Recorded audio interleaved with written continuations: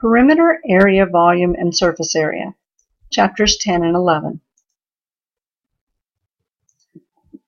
Perimeter is the distance around the outside of a figure. You can think of it kind of like the fence or boundary of your shape.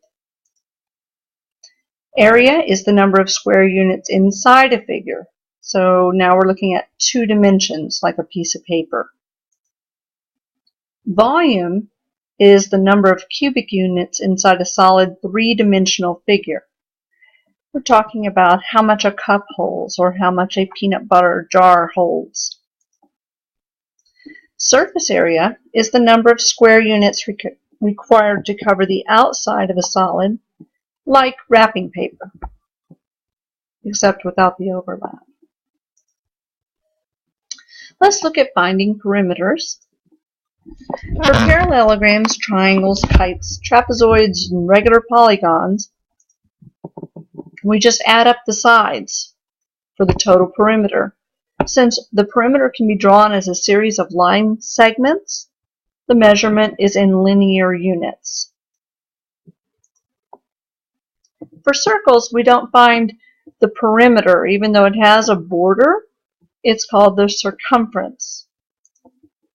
So the outside of a circle is the circumference, and we use the formula circumference equals pi times diameter, or circumference equals 2 pi r, where d is the diameter and r is the radius.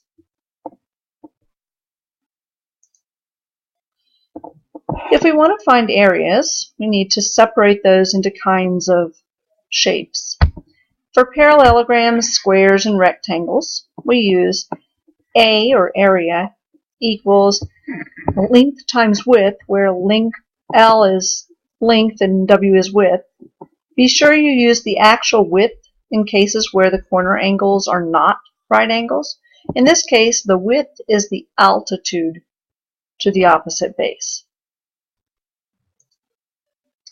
Area is measured in square units.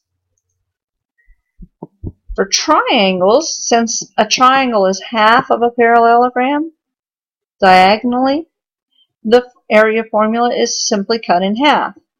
So think of it as area equals 1/2 base times height, where the B is the length of the base and H is the height, which would also be called an altitude of the triangle. For more areas, we need to look at trapezoids. Their area is 1/2 of the 2 bases added together, so base 1 plus base 2 times the height. B1 and B2 stands for the length of the 2 bases. H is the height or altitude of the trapezoid. For regular polygons, we learn a new word. The area is 1/2 the apothem times the perimeter. The apothem is the distance from the center of a regular polygon to a side. A central angle of a regular polygon has its vertex at the center, and its sides pass through consecutive vertices. Each central angle measure of a regular n-gon would be found by using 360 degrees divided by the number of angles, or n. For a regular pentagon, DEFGH has a center C, apothem BC, and central angle DCE, as shown. So BC is the apothem. It doesn't go to the vertex. It goes to the actual side. The apothem length is found by using the following formula. We say A, and it is a little a for apothem, equals the side length divided by 2 times the tangent of 180 divided by n. So S is side length and n is number of sides. So in this case we would have 180 divided by 5, because a pentagon has 5 sides, and then we would multiply, we would take the tangent of 180 divided by 5, we would get a number there, and then we would multiply it by 2. We take all of that and we divide the side length by that number.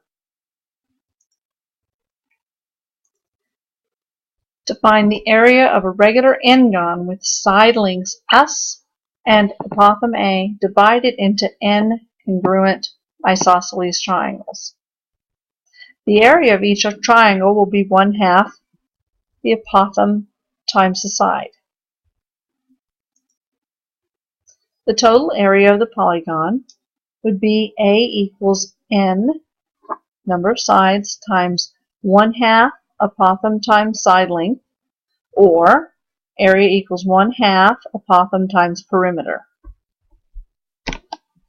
I think this one is easier to remember.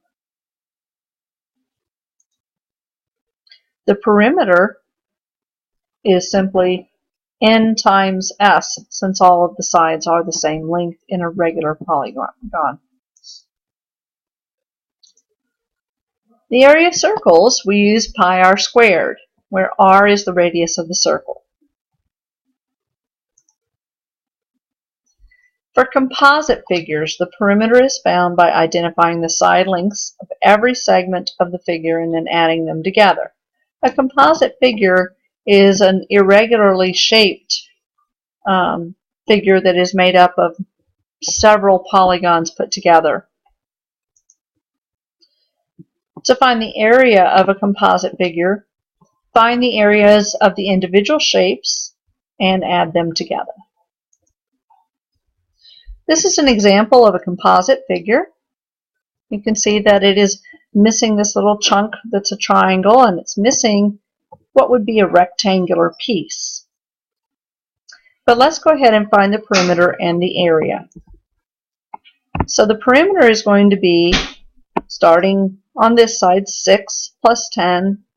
And then we look at this thing, this whole thing is 6, this part's 2. So this part would be 4 plus 3 plus 2 plus 7. And then we're missing a piece here. We have 4 and 7, which add up to be 11. The top part is 10 plus 3, so 13. So we take 13 and we subtract the 11, and we get that this little piece here is 2. So we go ahead and say 7 plus, well, we don't know what this little piece is, but plus this 2 and plus 4. And if we simplify a bit, we get that that is the same as 38 plus whatever this little piece is. But if I'm looking at this, I see that this is a right angle. That means that this is also a right angle. And if this is 2 and this is 2, then this is 2 times the square root of 2, because we have a 45, 45, 90 triangle. If they are the same, it's an isosceles right triangle. So I calculate that with a calculator, and that's 2.8. And I have 38 plus 2.8. So my perimeter here is 40.8 units. If I don't have a measurement listed, I simply use U or the word units. Let's look at the area. The area would be, if we looked at it as a rectangle, it would be a rectangle that's 6 by 13 units. But we're going to have to subtract the little piece of triangle that's missing and the area of the missing rectangle. So it's 6 times 13 minus the area of the small triangle and the area of the missing rectangle. If we look at the triangle, we have it's 2 and 2, so it's 1/2 base times height. So it's 1/2 2 times 2. And then the other part here, this would be 3 times 4. And we're adding that together, which is the same as 78 minus 2 plus 12. And that would be 64 units squared.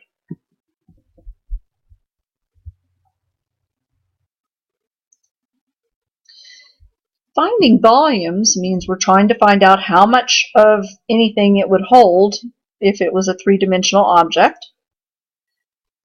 It's the number of cubic units that a solid figure will hold.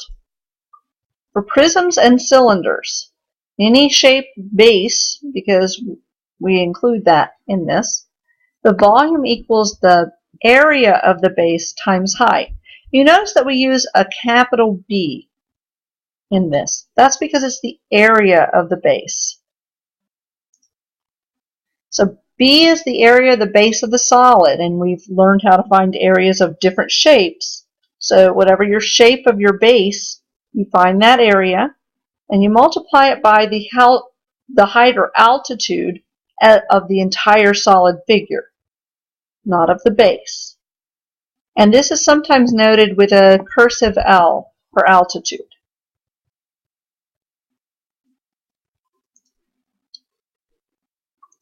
Do not confuse the altitude of a solid with the height of the base of the solid when you're calculating volume or surface area.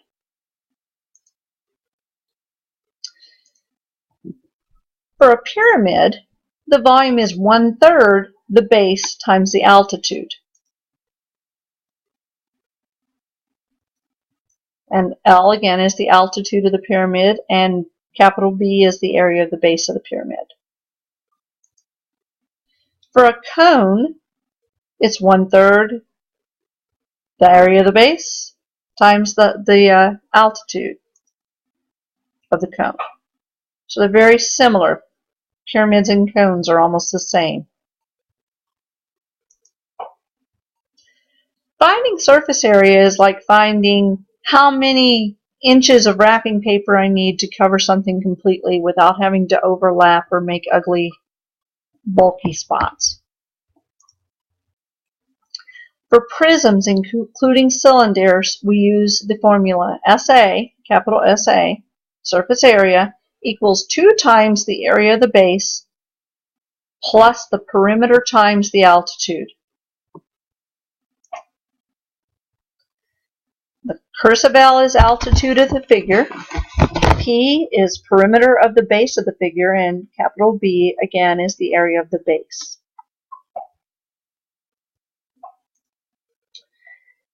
Surface area is different for pyramids and cones. For pyramids, we use the area of the base. As you can see, I only need enough wrapping paper to cover one base, plus LWS, where this is B, the area of the base, L is length of the base, W is width of the base, and S is the slant of the pyramid. Look closely at the drawing here. You can see we have a height. This is my altitude.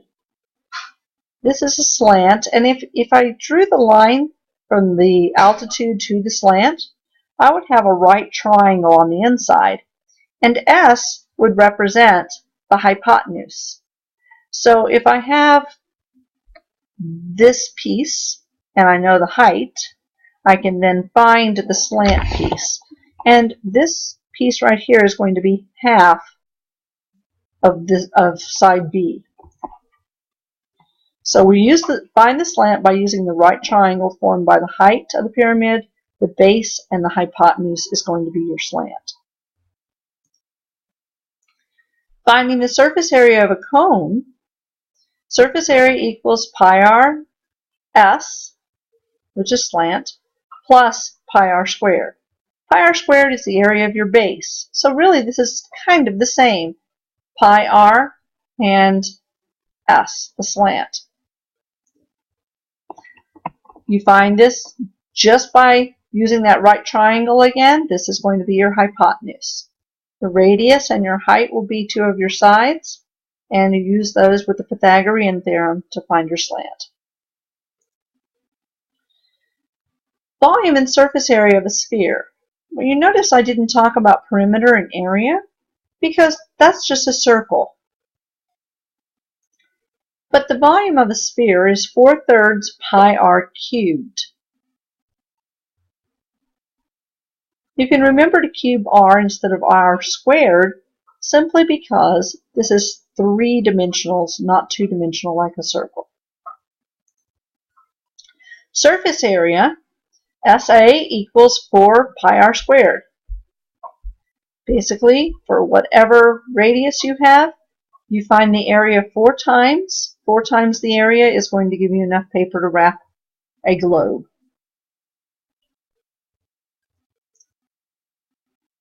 Note the volume is measured in cubic units and surface area is measured in square units, even though it's round.